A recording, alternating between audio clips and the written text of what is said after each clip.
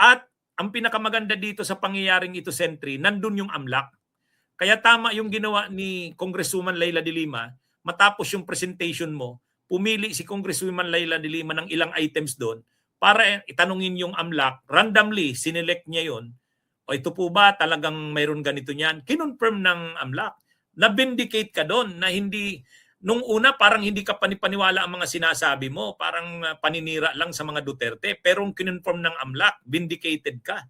Kaya napanood ko rin yung interview mo, sabi mo, natutuwa ka na finally may naniwala na sa iyo ang tao na sabi mo nga sana magpatuloy itong ang tao maniwala na sa mga lumalabas na ito.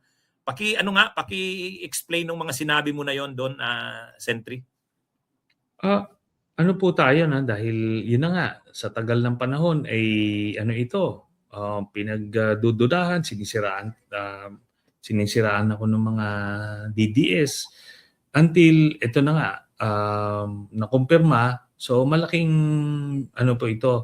malaking relief po ito at tayo po ay grateful na nakumpirma na nga ng AMLAC. Pero sana nga ay humantong naman ito sa conviction ni Sara sa impeachment.